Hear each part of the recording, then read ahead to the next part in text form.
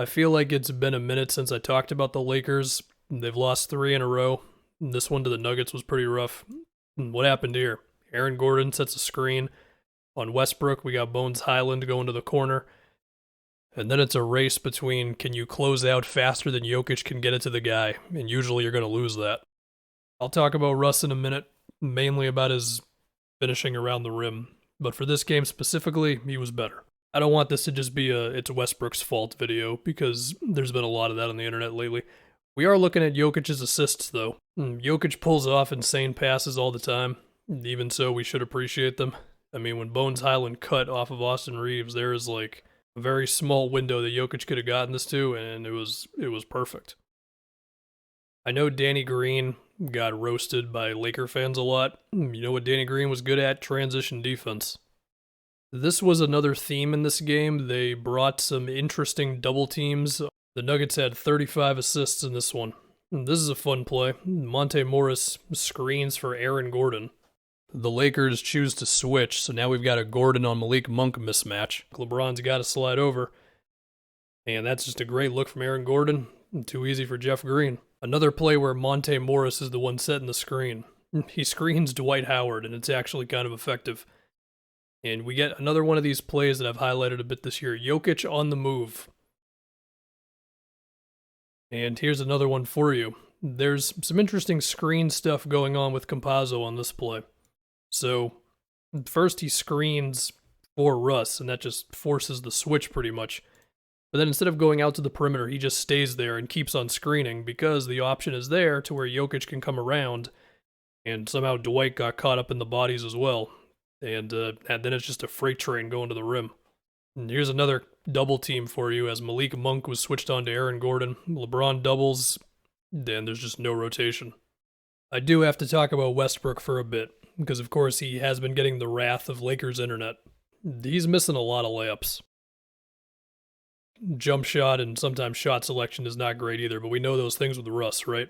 And to offset those things, you want him finishing well at the basket. He's shooting like 56% at the rim, and that's just not going to be good enough. Is it a matter of his burst isn't where it once was, so he doesn't get by his guys as much? Doesn't get the angle on him? Has he just simply lost some touch around the rim? I don't know exactly what it is, but it just can't keep going.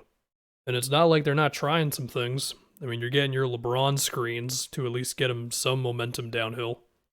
Of course, spacing can help with finishing around the rim, but at the same time, it's like you still need to be able to make contested layups at a decent rate.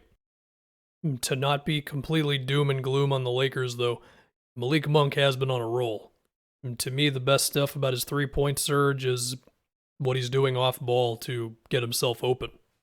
Of course, there's the plays where he's not doing a whole lot, he's just standing there and it ends up being a catch and shoot. But it's more so this type of stuff. Usually setting a screen for LeBron will get you a good shot, no matter who you are.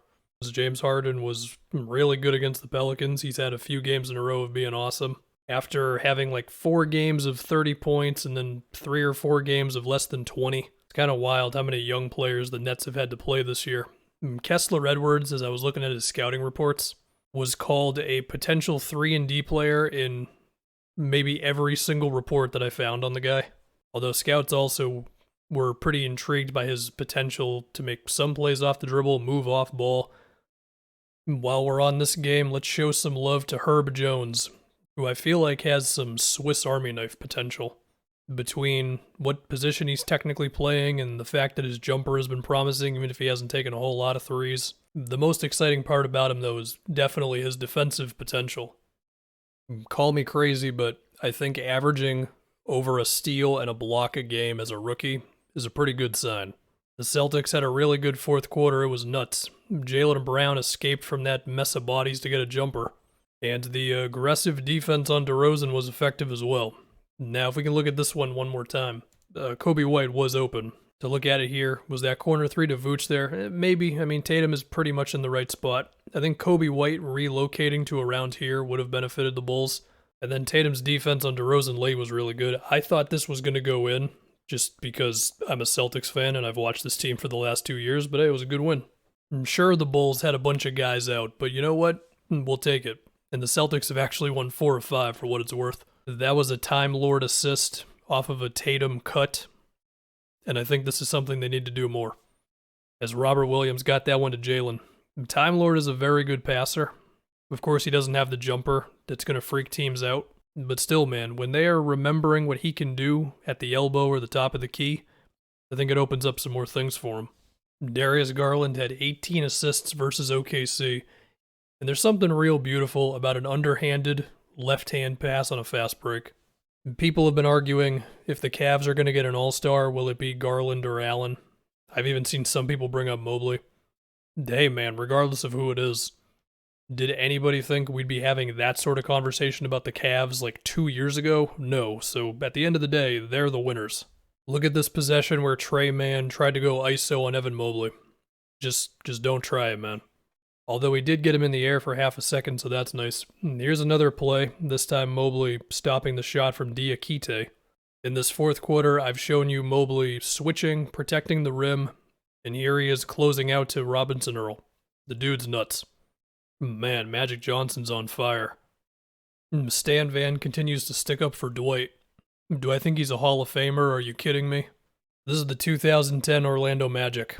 Rashard Lewis, post-prime Vince Carter, Matt Barnes, Jameer Nelson. This was not his, best season. JJ Redick before he took off. You know how many games this team won? 59.